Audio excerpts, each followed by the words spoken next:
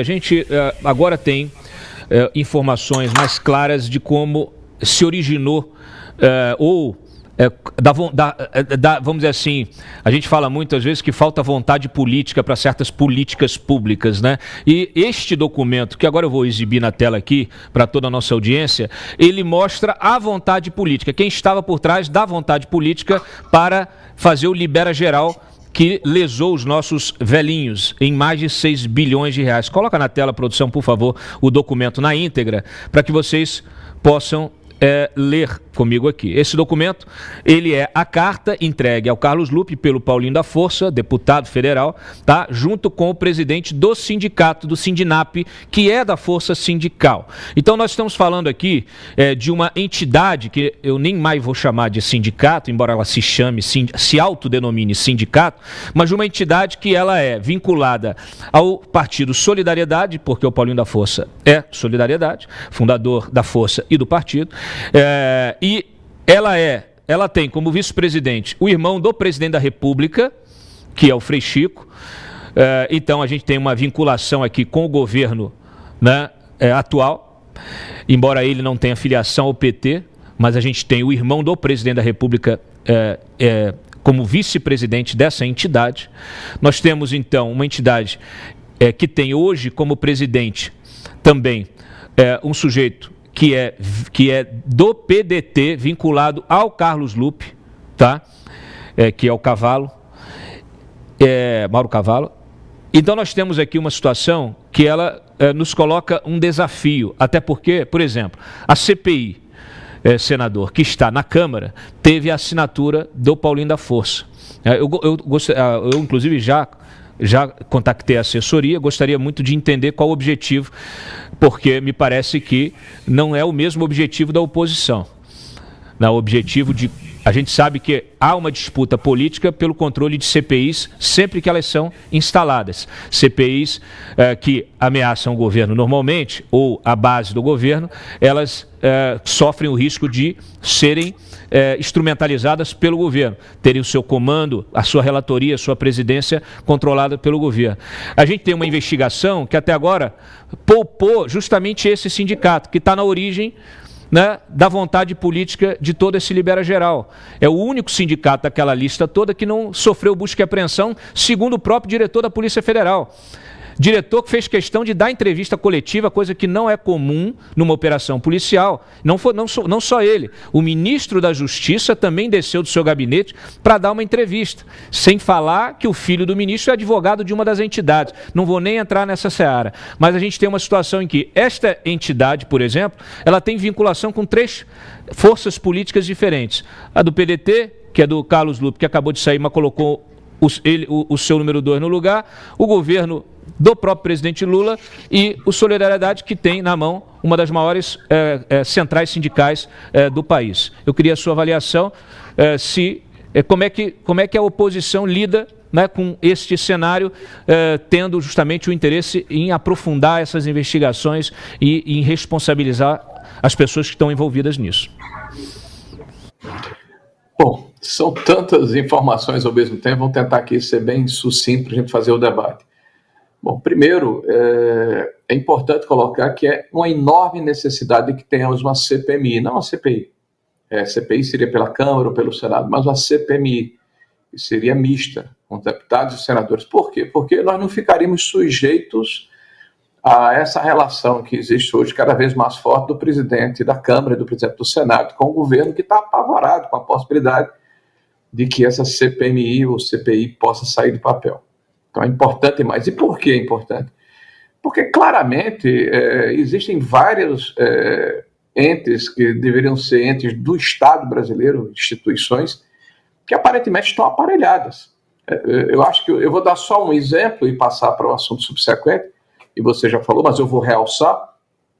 O ministro da Justiça, que deve ser o condutor desse processo, o qual, inclusive, a Polícia Federal está subordinada, declarou de uma forma absolutamente tranquila de que o fato do filho dele ser advogado de 2 dessas instituições investigadas não caracteriza conflito de interesse. Ora, tenha santa paciência, se bem que o exemplo vem de cima, né? Na hora que o STF disse que não há esse conflito de interesse quando um cônjuge ou um parente atua, né, num processo em que um dos ministros do STF preside, né, nós realmente estamos com os nossos valores invertidos, né, nós estamos de ponta cabeça. Então não é por acaso que o Lewandowski, que foi recentemente ministro do STF, pense dessa maneira.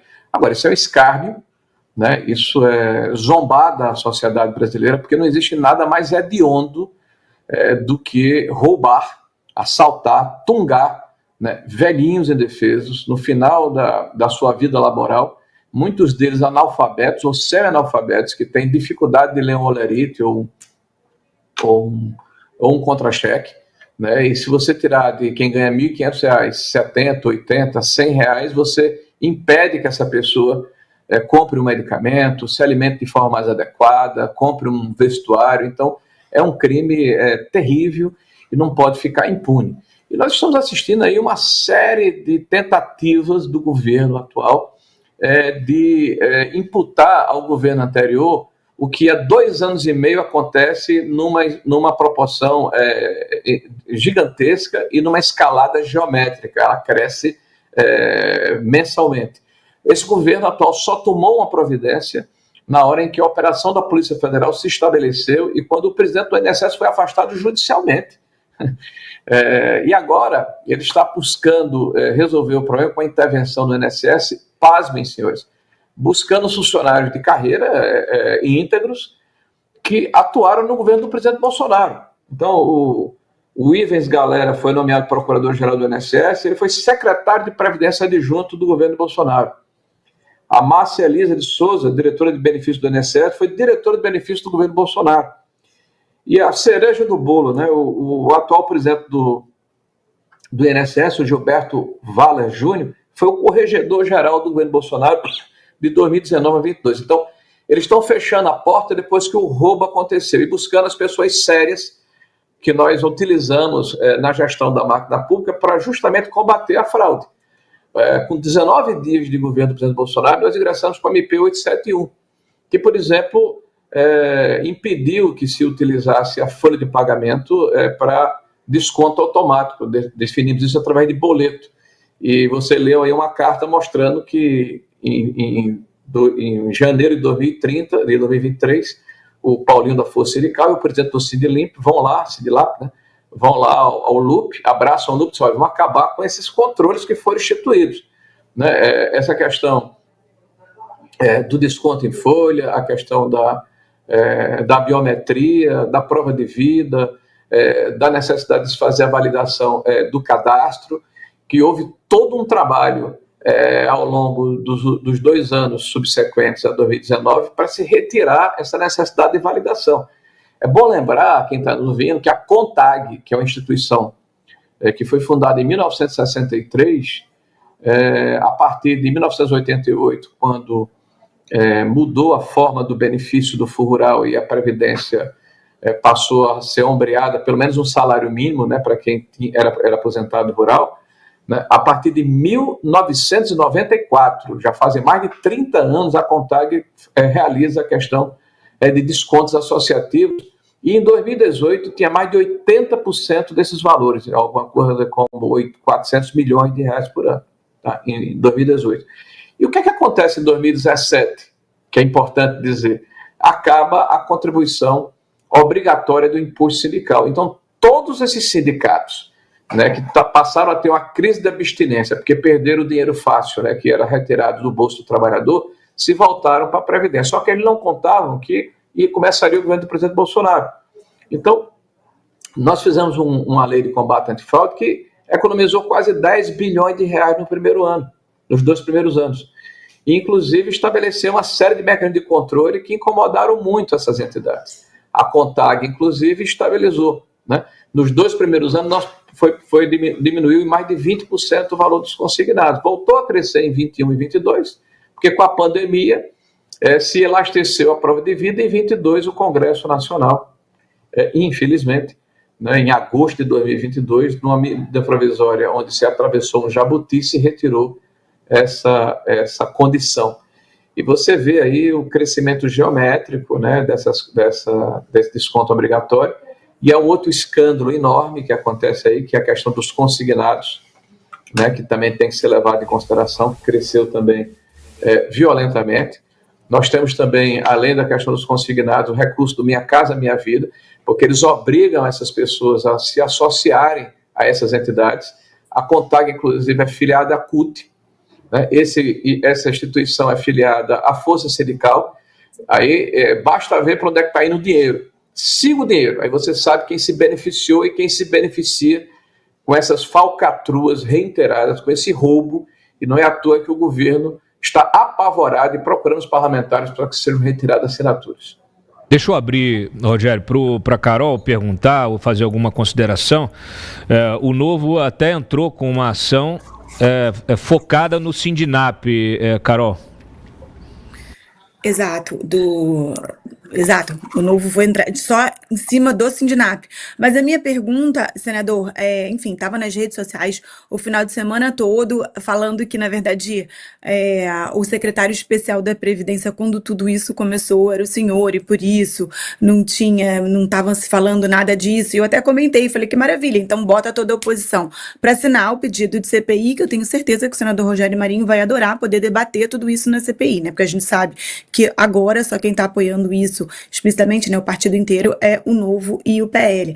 E aí, essa medida provisória, que foi a medida provisória 871, que o senhor colocou aí, que economizou tudo isso nesses primeiros anos, foi convertida em lei, né, a Lei 13.846, e depois, o senhor acabou de falar, que em 2022 caiu esse pedaço do texto. Eu acho que o que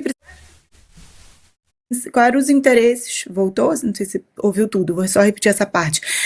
Eu precisa ficar claro para todo mundo quem estava por trás de derrubar uma lei que dava mais transparência ao INSS, por que isso aconteceu em 2022, se a gente sabe, são dois problemas diferentes, né? Os consignados, que pelo que o senhor falou aqui, era o objeto principal dessa medida provisória, e depois esses descontos dessas associações, que a gente sabe que subiu em 23 e em 24. Então, o que aconteceu aí em 22 para ter chegado aonde a gente chegou hoje? Olha, em agosto de 22, infelizmente, numa medida provisória sobre microcrédito, se atravessou o jabuti, o relator da época era o Luiz Miranda, um deputado federal do Distrito Federal, que não é mais hoje deputado federal, e que alega que recebeu um pedido de entidades e de um prefeito, que hoje é prefeito de São José do Rio Preto, o Ricardo, né? Então ele precisa explicar em que circunstância isso aconteceu. Agora, o que é importante é dizer assim, siga o dinheiro. Quem se locupletou? Quem recebeu? Quem é beneficiado? Né? Por que essas entidades que passaram a ter essa abstinência com a falta do imposto sindical se voltaram para as associações, tanto no empréstimo consignado como nos descontos associativistas? Né? Então, isso vai ficar claramente demonstrado. Por exemplo, vamos aqui para a diferença, Carol. Em junho de 2019, nós recebemos um comunicado do Ministério Público de São Paulo informando que estava havendo um aumento muito grande de descontos associados e que tinha chamado a atenção. Nós tínhamos, na época, em torno de 20 mil reclamações no nosso canal Meu INSS. 20 mil, guarda esse número. O que é que nós fizemos? Nós pegamos as 4 associações que eram responsáveis por 90% dessas denúncias e suspendemos as associações preventivamente por 60 dias. E ao final dos 60 dias, nós descredenciamos em definitivo essas associações, nós retiramos essas associações, porque constatamos que, de fato, elas estavam fazendo desconto sem a devida autorização do associado. Naquela oportunidade, nós devolvemos 57 milhões de reais de contribuições que haviam sido retidas. Agora, e não precisou de Polícia Federal, não precisou de CGU, não precisou de Tribunal de Contas, não precisou da imprensa. Nós agimos de ofício em função da nossa atividade como secretário da Previdência na época. Fizemos uma força-tarefa com CGU, com Tribunal de Contas, com a FEBRABAN, descredenciamos 40 agentes bancários que estavam assediando aposentados na época. Né? Revisamos mais de 3 milhões de benefícios. Retiramos mais de 266 mil benefícios de seguro-saúde que eram graciosos. Né? Enfim, nós fizemos um trabalho forte de profilaxia dentro do Ministério da Previdência, de tal forma que em 2 anos, quase 10 bilhões de reais foram economizados. Agora, eu li agora eu estava vendo agora a carta que o Cláudio falava, Carol, olha que interessante. Essa mesma equipe me visitou lá, eu como secretário, Paulinho da Força, o presidente do CIDILIP, e vieram com essa mesma proposta. Olha, nós podemos fazer o trabalho que é feito hoje pela Previdência e nós podemos conceder, né, o auxílio-doença, fazer todo o trabalho de correição, né, e de benefício para os associados e sindicalizados e beneficiários da Previdência por todo o país. Eu disse, olha, eu não posso colocar a raposa para tomar conta do galinheiro. Essa proposta ela é indecorosa, né? Eu não vou nem levar em consideração. Né? E essa mesma proposta é apresentada em 23 e aparentemente ela foi recepcionada pelo ministro Carlos Lopes aí, e as portas se abriram. Né? São os mesmos personagens, Carol, os mesmos métodos, e o filme a gente já conhece, né? A gente já sabe o que vai acontecer. Né? Eu tenho dito o seguinte, a CPMI é muito importante, porque não dá para confiar em Ricardo Lewandowski, como ministro da Justiça, alguém que afirma que o fato do seu filho ser advogado de 2 entidades que estão sendo investigadas, não há conflito de interesse, ou um delegado da Polícia Federal que se arvora em dar notícias de que o Frei Chico, irmão do Lula, não está sendo investigado, apesar da entidade que ele representa ser uma das maiores beneficiárias, né? E você verificar que todo o arco dessas associações que foram recepcionadas e cadastradas no INSS, na sua esmagadora maioria, são aliadas ou filiadas ou têm conexão com as grandes centrais sindicais e partidos de esquerda. Então, é um propinaduto da pior forma, porque você está agredindo, está roubando de quem não tem condição de se defender. É como tirar a merenda da boca de criança. Então, nós já assinamos a CPMI, ato contínuo, toda a oposição fez isso, e quem está com medo da investigação não somos nós. Já protocolou, está para protocolar a CPMI, o requerimento? Cláudio, qual é a estratégia? Vamos conversar amanhã no almoço com os nossos líderes. É bom lembrar que o governo está ávido para saber quem assinou a CPMI para pedir que haja a retirada de assinaturas. Claro. A CPMI, ao contrário da CPI, é um instrumento em que a assinatura pode ser retirada até a leitura na primeira sessão congressual. Tá? Então, nós temos que ter estratégia, aumentar o número de assinaturas sem dar a publicidade, né? E quando for marcada a primeira sessão congressual, porque o governo precisa manejar o orçamento, 2 ou 3 dias antes é a hora de se protocolar a CPMI. Mas eu lhe garanto que nós temos um número bastante razoável, bem acima do necessário, nós já temos uma gordura e vamos trabalhar para ter uma gordura ainda maior, porque cada enxadada é uma minhoca.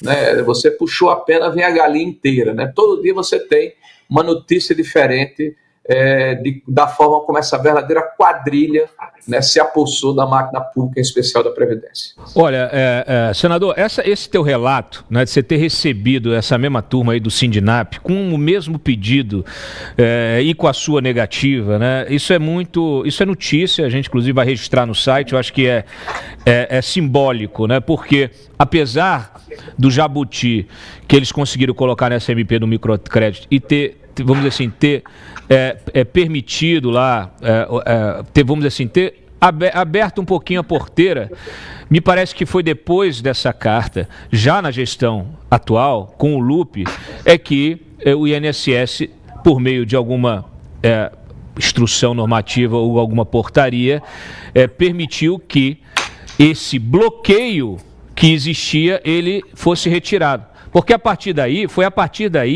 de 2023, Carol, que essas entidades, que não há sindicato entre elas, mas que essas entidades, elas pudessem diretamente, mensalmente, apresentar uma lista de aposentados para a Dataprev, a Dataprev inseria tudo no sistema e começava a cobrança. E eles só deveriam apresentar documentos probatórios caso fossem cobrados a isso. E aí, justamente quando o TCU começou a apurar naquela auditoria, quando começou a questionar essas entidades e pedir as autorizações de desconto, que se evidenciou que elas não existiam. Boa parte delas não existia. Então, assim, nós temos uma situação que ela é muito, muito, muito, muito grave. Você me permite, Cláudio? Claro. Cláudio, você me permite que eu acho importante, dentro do seu raciocínio. Bom, eu deixei a Previdência em janeiro de 2020. Passei o ano de 2019 na Previdência. Mas veja o que aconteceu. O que eles pedem, olha o crime que foi proposto e foi perpetrado pela Previdência. É que as entidades têm fé pública, ou seja, elas não precisariam ter um controle por parte da Previdência. É exatamente a proposta que me fizeram. Então, eles concedem o benefício ou fazem empréstimos consignados à revelia do aposentado, que também isso é muito grave, não está sendo colocado, ainda está falando aqui de contribuição associativa, mas tem um empréstimo consignado. Existem vários relatos de aposentados que não solicitaram empréstimo, que tiveram esse dinheiro subtraído e estão pagando 1/3, 30% da sua aposentadoria do dinheiro que sequer receberam. Tá? Então, é muito grave esse assalto ao trabalhador brasileiro mais frágil. Quase 70% dessas pessoas são aposentados rurais, são pessoas com baixa capacidade de fazer esse enfrentamento, são pessoas fragilizadas do ponto de vista social, que foram simplesmente assaltadas por essa quadrilha de bandidos, de facínoras, porque tem que se indignar com isso. Então, esse é o primeiro ponto. Segundo, onde é que estão as impressões digitais da esquerda?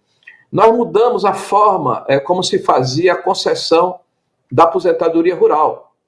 Até 2019, um aposentado rural ia a um sindicato rural, em qualquer lugar do país, recebia uma certidão do sindicato rural de que ele, de fato, havia trabalhado tanto tempo, e ele se aposentava a ato contínuo. Então, veja a força do sindicato rural, porque a aposentadoria rural ela não é fruto da contribuição, ela é fruto de uma ação assistencial do Estado que foi modificado em 1988. Você recebia, na verdade, 1/3 antes do Fundo Rural.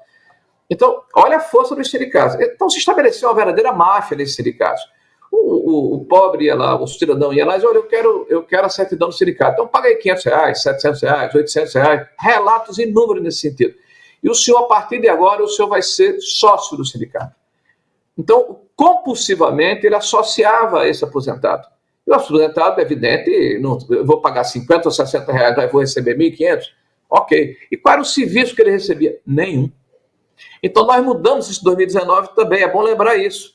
Nós dissemos, olha, em 2019, com a vigência da medida provisória, é uma autodeclaração sem necessidade do sindicato rural, atestado por um laudo da Emater de cada estado, como transição. E a partir de 2020, isso iria para o Cadastro Nacional de Informações Sociais, o CNIS, né, como substituto da autodeclaração.